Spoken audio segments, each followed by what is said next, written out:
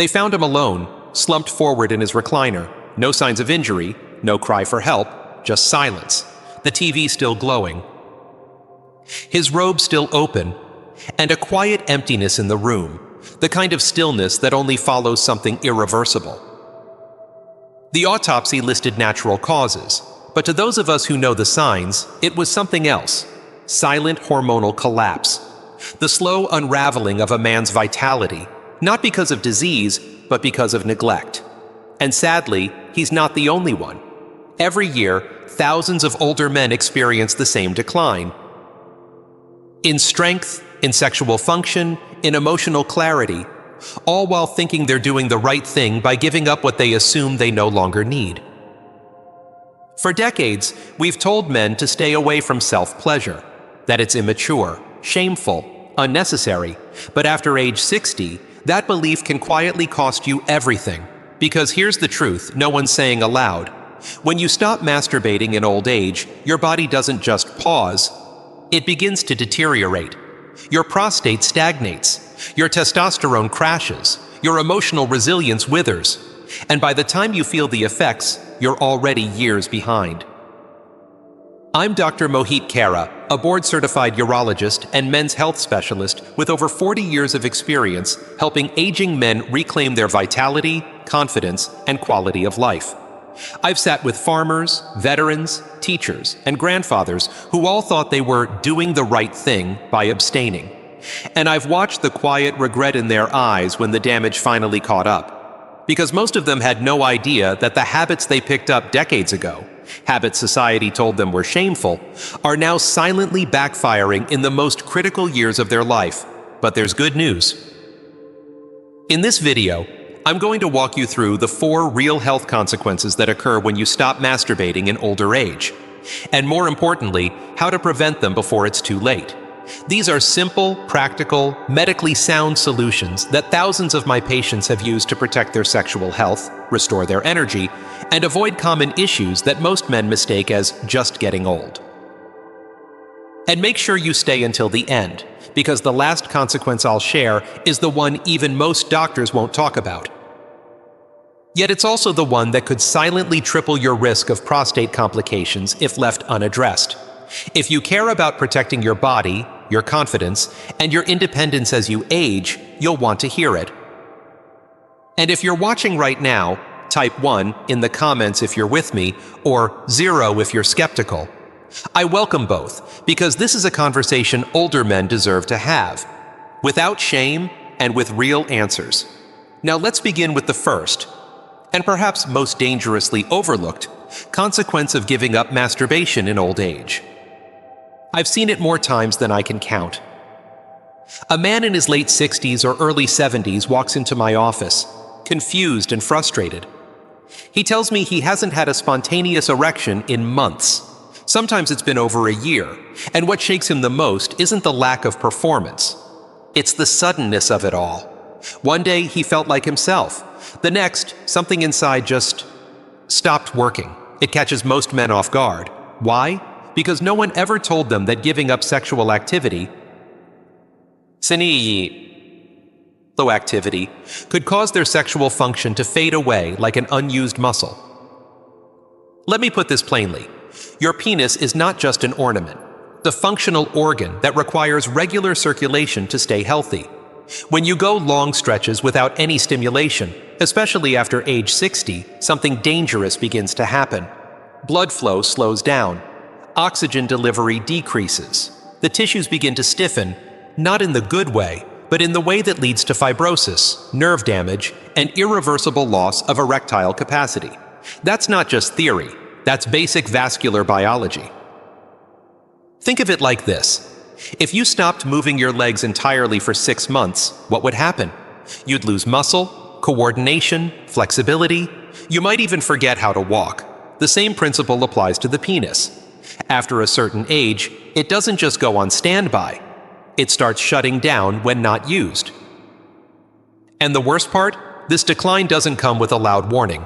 It's silent, creeping. You don't notice until it's too late. One day you realize your morning erections are gone. Then even physical touch or fantasy doesn't do the trick. Eventually, even with medication, the the body doesn't respond the way it used to, because the foundation has already eroded.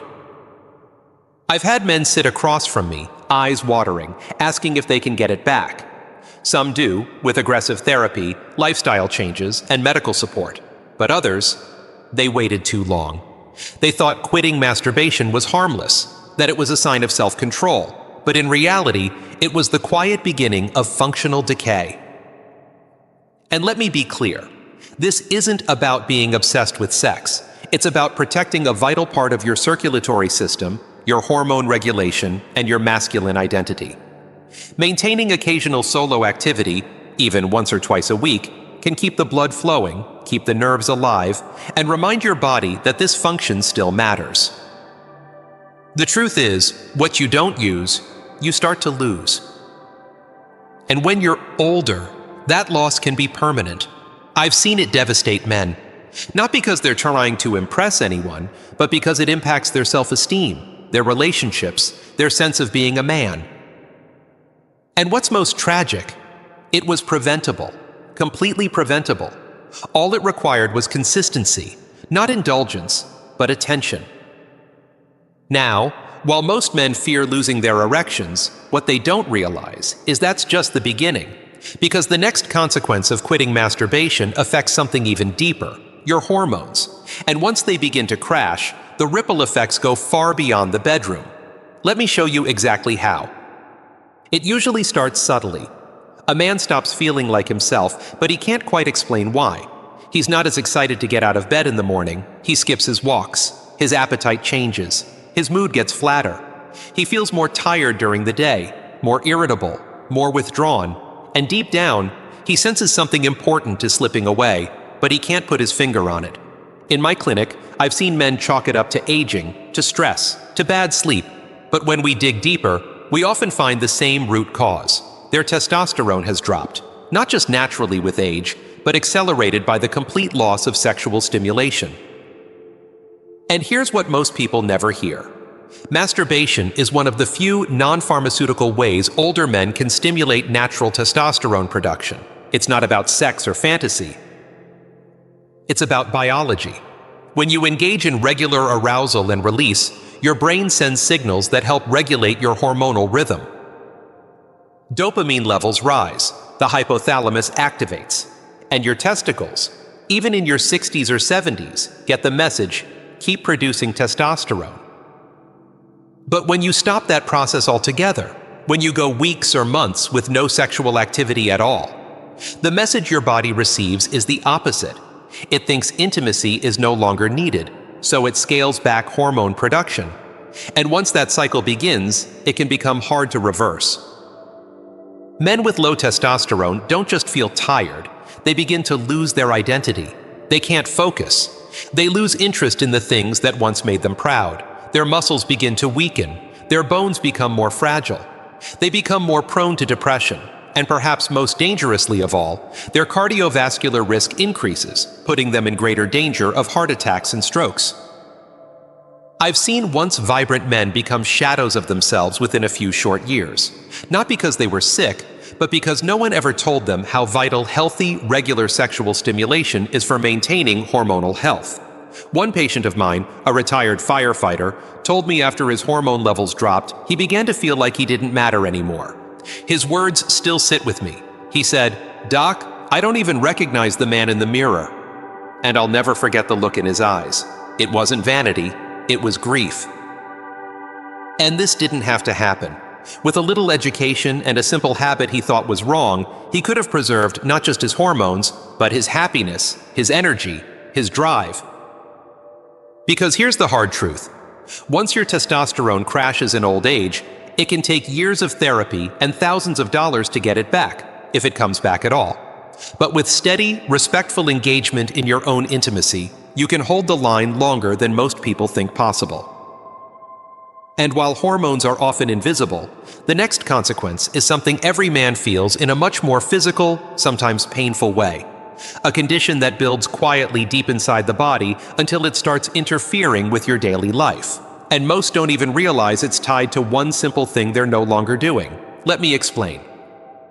There's a kind of discomfort older men don't often talk about. A heavy, dull ache deep in the pelvis, a strange pressure after sitting too long, or the nagging need to urinate even when the bladder isn't full. It doesn't come on suddenly like a heart attack.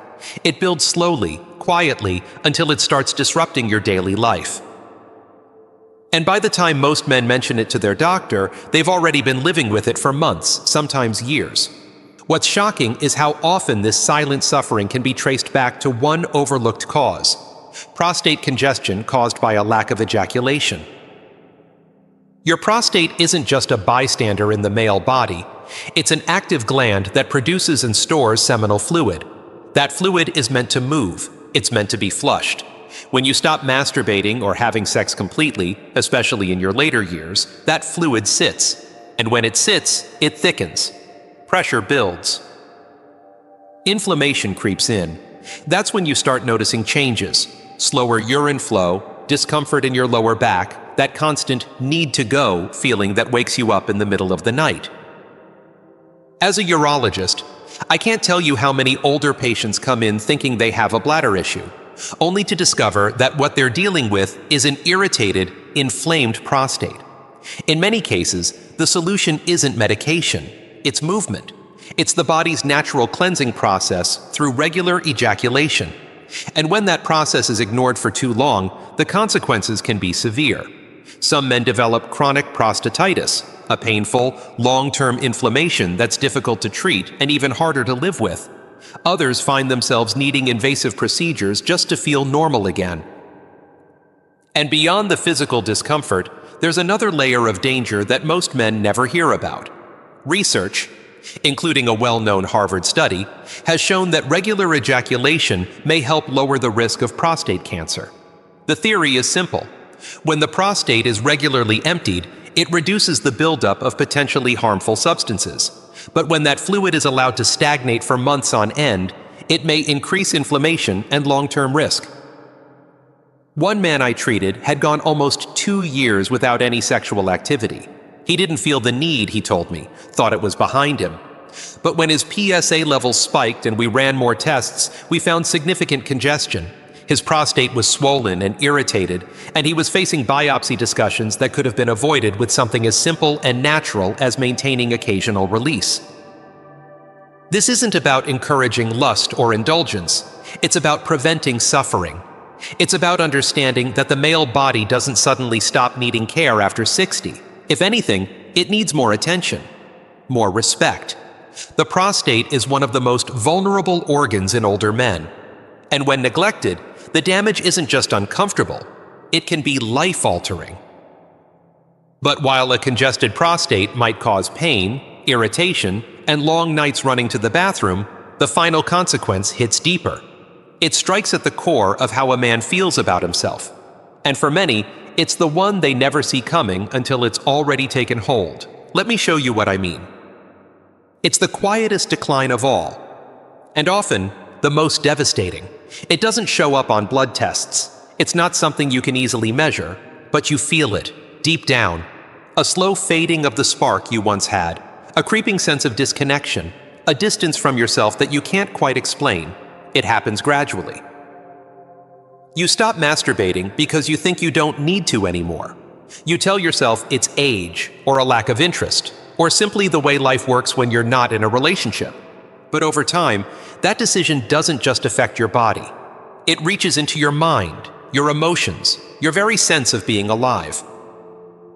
I've spoken with men who've said they feel hollow inside, not because of disease or pain, but because they've gone months, sometimes years, without any form of release, without any intimacy, even with themselves. And slowly, they begin to feel invisible, unwanted, unnecessary. They don't talk about it, of course. Most older men were never taught how, but it shows in the way they walk, in the way they avoid mirrors, in the way their voices grow quieter when you ask how they're doing. This isn't about sex. This is about vitality, about the subtle but powerful connection between your physical body and your emotional well-being. When you give up self-pleasure entirely, you cut off one of the last remaining pathways to joy, to self-recognition, to feeling human. And for men over 60, that's not just a loss, that's a wound. Because arousal, pleasure, and release aren't just for youth. They're part of what keeps your brain engaged, your hormones balanced, your emotions healthy. Neurologically, the chemicals released during masturbation, dopamine, oxytocin, endorphins, are essential for regulating mood, reducing anxiety, and reinforcing emotional stability. Without them, men are more likely to experience depression, loneliness, and even cognitive decline. I've seen men who were once confident and sociable slowly become isolated, withdrawn, and apathetic, not because their lives changed drastically, but because they stopped connecting with a part of themselves that once made them feel alive. And here's what makes this so dangerous. Many men don't realize this connection exists. They never link the emotional numbness to the decision they made months ago to stop engaging in intimacy. By the time they feel the effects, the damage has already begun, and reversing it requires more than just hormone therapy or a new routine. It takes rebuilding the relationship with yourself, remembering that even in old age, your body still longs to feel, to express, to connect. This is the consequence that breaks my heart the most, because it's the one that steals a man's dignity without him even realizing it. It takes away the quiet confidence he used to carry, the warmth he used to offer, and leaves behind a shell he no longer recognizes. But here's the truth I want every man to hear. It's never too late to come back to yourself. Never too late to reawaken the energy you thought was gone. And in the final part of this video, I'll show you exactly how. The simple, science-backed steps you can take today to restore what so many older men have lost, and what you still have the power to protect. Let's finish this together.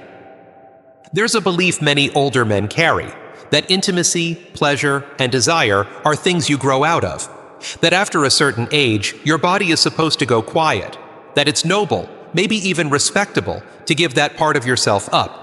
But after more than 30 years as a doctor working with men in their 60s, 70s, and beyond, I can tell you, that belief is costing far too many men their health, their happiness, and their identity.